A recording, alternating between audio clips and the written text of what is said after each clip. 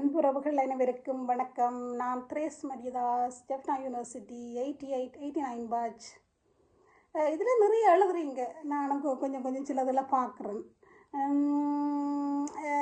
என்னத்துக்கு இந்த ஏன் இப்படி உங்களுக்கு மன உளைச்சல் இருக்கும்? அதில் எழுதுறாக்களையும் பிள்ளைன்னு சொல்ல இயலாது.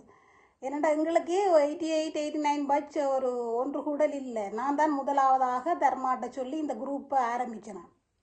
ஆனால் எனக்கு கூட அட்மின்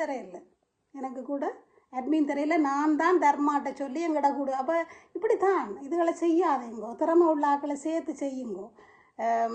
அப்போ இதுக்கு திருப்பி எழுதாமல் ஒன்றுபட்டுருங்க. நீங்களும் பிறந்த நீங்கள், நானும் பிறந்தனா, நானும் சாத்தம் போகிறேன், நீங்களும் சாத்தம் போகிறீங்க. ஆனால் இந்த பிள்ளைகளை விழாதீங்க, நீங்களே எல்லாம் மூப்பாக செய்யாதீங்க. எங்களுக்கும் திறமை இருக்குது. நான் வெளியில் நிறைய எல்லோரளவுக்கு செய்கிறேன். வெளியில் எனக்கு அப்படி செய்கிறதுக்கு ஒரு பார்க்கக்கூடி, நான் அன்றைக்கு மீட்டிங் கூட பார்க்கல, அந்த குரூப்பை பார்க்குற கூடி இல்லை. எனக்கு அவ்வளோத்துக்கு நேரம் இல்லை. எல்லாத்தையும் செய்கிறதுக்கு ரொம்ப கஷ்டம் எனக்கு. நான் வேறு வேலையும் செய்கிறேன், சேரிட்டி வேலையும் செய்கிறேன். சேரிட்டின்னு நான் சேர்மன். அப்போ அதுகள் எல்லாம் எனக்கு கஷ்டம். ஆனாலும் இதை நெடுக பார்த்தேன். இதிலேருந்து லீவ் பண்ணவும் மட்டும் நினச்சேன். லீவ் பண்ணக்கூடாது. எனக்கு என் மீட்டிங் கூட தெரியாத ட்ரை பண்ணி வந்திருப்பேன். நான் பார்க்குறேன் இல்லை, எனக்கு அவ்வளோத்துக்கு நிறைய குரூப்ஸ், எனக்கு நிறைய, நான் ஊடகத்திலையும் தொகுப்பாளராக இருக்கிறபடியா எழுத்து வேலை நிறைய சஞ்சிகைக்கு எழுதுறேன்னா. அப்போ உண்மையில் பார்க்குறேன். ஆனால் என்னென்றால் எனக்கு இப்போ என்னெண்டாண்டைக்கு இந்த நவம்பரில் என்ன நிகழ்ச்சி நடந்தாண்டு எனக்கு தெரியாது. நிகழ்ச்சி நானும் ஒரு நிகழ்ச்சிக்கு செய்திருப்பேன். எனக்கும் தெரியாது, உண்மையாக எனக்கும் தெரியாது. அந்த குரூப்பில் தெரியாது, வேறு ஆக்கள் செய்தாங்க. அப்போ நீங்கள் இப்படி செய்யாதேங்கோ, எல்லாருமே சேர்ந்து செய்யுங்கோ, திறமை உள்ள ஆக்கள் செய்யுங்கோ. உங்களுக்கு தான் தெரிஞ்ச திறமை இருக்குன்ட்டு நீங்கள் நிற்காதேங்கோ. எங்களுக்கும் திறமை இருக்குது. நாங்களும் ஊடகங்களில் எவ்வளோ காலம் வேலை செய்கிறோம். தொகுப்பாளராக இருக்கிறேன். நான் ஐபிசியில் வேலை செய்தேன். நான் இப்போ லண்டன் தமிழ் வானொலியில். அப்போ எல்லாருமே சேர்ந்து செய்யுங்கோ. இது என்ன பிரச்சனை? எனக்கு செய்யணுமெண்டு இல்லை, நான் அதில் வரணுமெண்டு இல்லை. நான் அவ்வளோத்துக்கு தலைமுறையே எனக்கு வேலை தந்து நான் செய்து கொண்டிருக்கிறேன். ஆனால் இப்படி ஒவ்வொரு தரம் பாதிக்கப்பட்டபடியாக தான் இதில் வந்து எழுதிக்கணும். அப்போ இனிமேல் பட்டு நீங்களும் எல்லாரையும் இணைச்சு ஒன்று சேர்ந்து இப்போ விட்ட பிள்ளைகள் போட்டும். Past is past. நடந்ததெல்லாம் நல்லா நடந்தது, நடக்கிறது நல்லா நடக்குது, நடக்க போகிறது நல்லா நடக்கிற ரெண்டு கீதையில் சொன்ன மாதிரி உண்மைதான். அதுகளை மறந்துட்டு இனி நீங்களும் இந்த பிளவிடாதீங்கோ. எல்லாரையும் பிளவிட்ட நீங்களும் கொஞ்சம் நீங்கள் என்ன பிளவிட்ட நீங்கள் நினையுங்கோ. மற்ற பாதிக்கப்பட்ட ஆக்களும் சரி ஏதோ அவைய தொடங்கினவே செய்தவைன்னு சொல்லி நீங்களும் மறந்து மென்னிச்சு நாங்கள் எத்தனை காலத்துக்கு வாழ போகிறோம்?